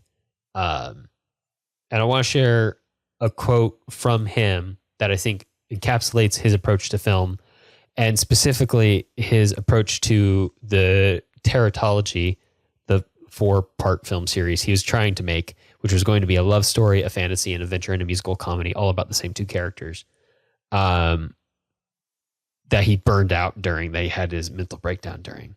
But his goal with that was to invent a new approach to film acting where speech, pared down to essential phrases, precise formulas, would play the role of poetic punctuation. Neither a return to silent cinema, nor a pantomime, nor choreography, something else entirely, where the movements of the bodies, their counterpoint and inscription in the space of the screen, will be the basis of a mise en scene. To incorporate acting into being part of a mise en scene, which in essence it always is, because characters are part of mise en scene by default. So that kind of intense boiling down of what film is and what filmmaking is and what it can create is kind of like the essence of Jacques Rivette, which is so fascinating. It makes it really interesting to watch. And I kind of want to go back and watch like the movies that actually got made out of that teratology now, and some of his later, more adventurous movies after Celine and Julie Go Boating. Yeah, and there's something I noticed with Celine and Julie Go Boating, which I don't remember if it was in the other 2 films or not, but at least in Celine and Julie, he's credited with the mise en scène for the film. That's like his title credit. And I think that's interesting because it's basically saying, look, I was in charge of all the things that kind of happened in front of the camera, everything that made it into the film in some way or other, I'm responsible for. But I didn't necessarily, it's a difference between directing, like saying exactly what needs to go where in a Hitchcockian sense, and the sense of just kind of gathering a bunch of things to go in front of the camera and making them work in a certain kind of way, which is definitely kind of what Rivette did. So yeah, he has a lot of knowledge of film. He has a lot of idea of theory and stuff like that. And it comes out in some really interesting films. And again, he's kind of this mad scientist experimenting. So each of his films, you can see different theories about film kind of coming into play and seeing how they work and don't work. And again, like we've been talking about with the whole French New Wave, is it's experiments. It's new ways of doing film to kind of break the mold of what the standard big budget, French studio system was doing at the time.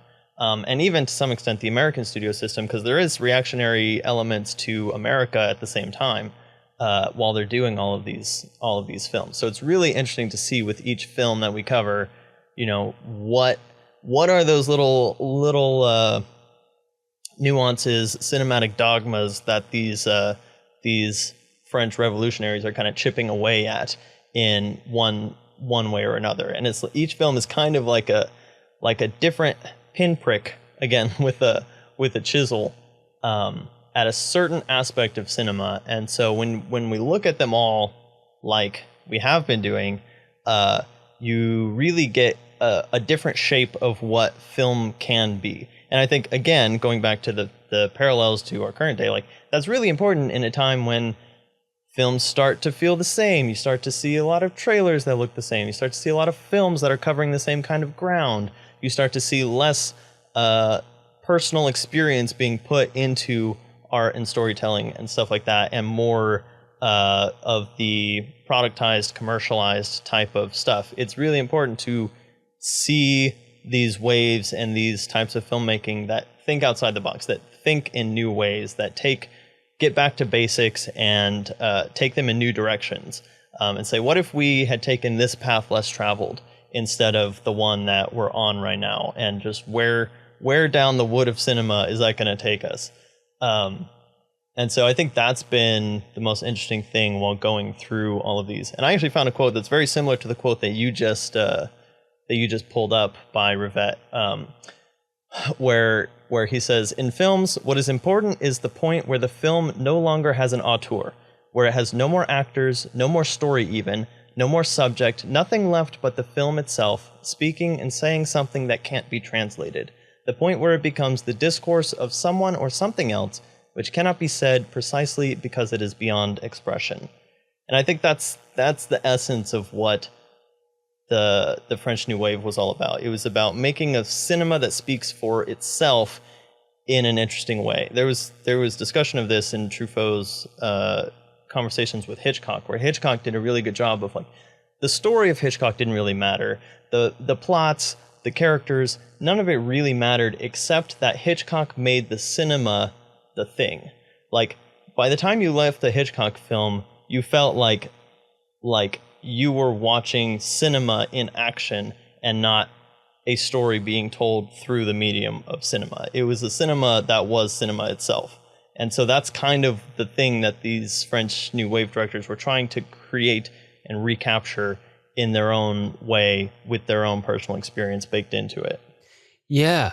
I feel like, for me, Jacques Rivette is kind of someone who just understands film so well that he kind of needed to push it hard in order to remain interested in it. Like, that's the part that he found interesting about film, was where he could push it to next. What could he explore that was new and interesting based off of what he already had? Again, I keep coming back to mad scientist, but he kind of feels like the obsessive mad scientist of the new wave to me. And they made some very fascinating movies that would not have existed otherwise. But yeah, I think at the end of the day too, he just is like the most diehard cinephile of the group, right? According to Godard, and here's another quote, because we got a ton of them today. Godard, might like a film very much, but if Rivette said it's no good, then I would agree with him. It was as though he had a privileged access to cinematographic truth.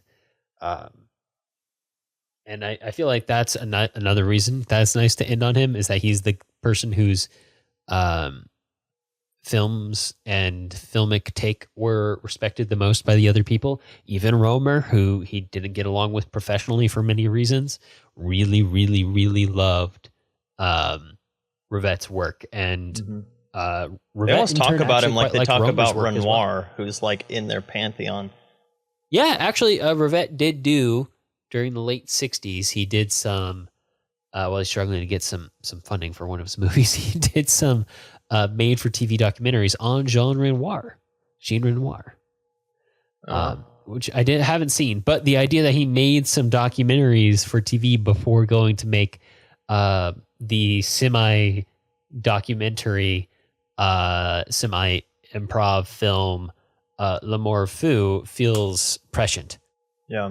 I guess we should say, Jonathan, is there anything we should we can really say to wrap up this series on Cahiers du Cinéma? I feel like we said so much about the French New Wave.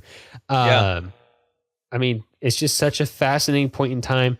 It's not, I feel like we're trying to do two things. We're both trying to show how special the films and the things these people did were, but at the same time, how they're not that special at the same time. Like there's the crescendo of a wave is a really good way to think about it. They're like the exemplars of a movement that happened kind of around the world in multiple sections of the culture around the same time, post World War II, where a lot of things were changing and a lot of ideas were changing.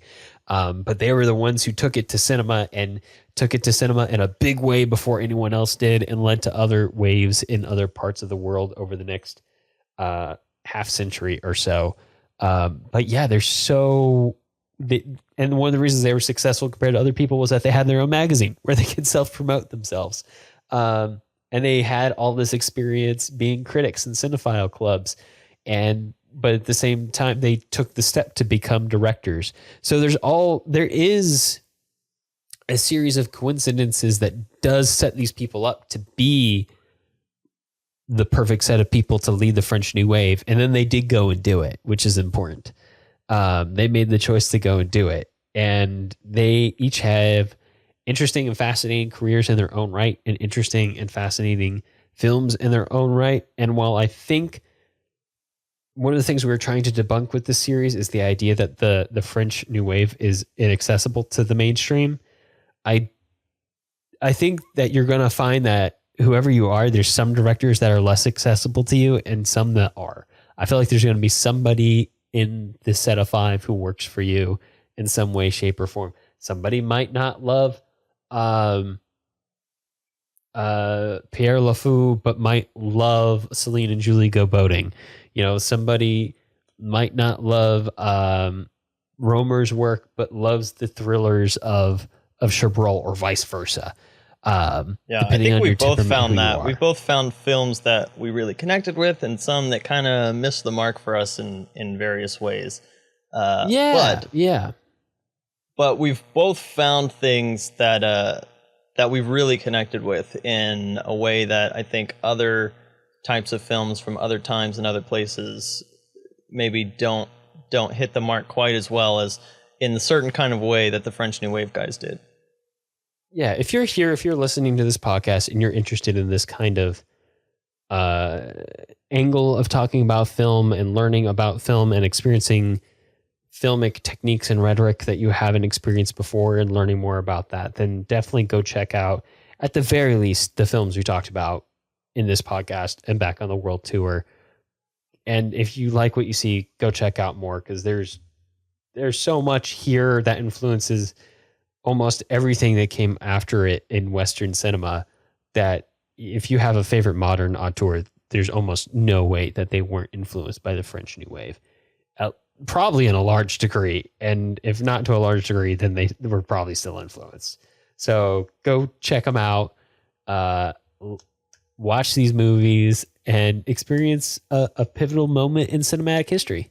Absolutely. That's what we're here for. And Jonathan, I know next month we are on hiatus, but are you ready to talk about the series that comes after that? Yeah. So when we come back in, what will that be, July? We're going to start the first of kind of a two-hander set of series. So we have this idea for a series on tragedy and comedy films. And so we're going to start with this series of tragedy films that's going to cover a lot of ground. It's going to cover a lot of dramatic material. It's going to be kind of a global study of tragedy in 5 different areas or ways that you can sort of categorize tragedy films. That is kind of our own device, but it's going to be a lot of big films that we haven't covered so far, but it's going to be really good to talk about them and really dig into drama and the way that you build drama and the what that means going forward. And then, so hang with us because it's going to be several months of some pretty intense films, and then after that, we're going to do some comedy films for a few months, and that'll let us blow some steam off after the tragedy series. But join us back next time in a couple months in July, and we're going to get into the nitty-gritty of some drama. Nitty and gritty here in the cinematic city. That's what we're here for, folks. But that's about all the time we have for this episode. To find links to things we talked about today, as well as a complete list of past episodes and all 495 films we've covered so far, visit thefilmlings.com. You can also join us for ongoing film discussions on our Discord server.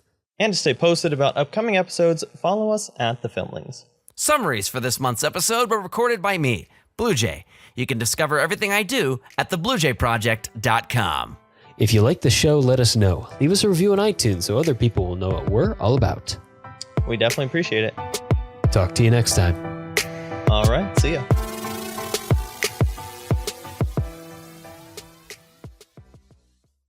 All right, Jonathan. Slow down a bit. Hang on.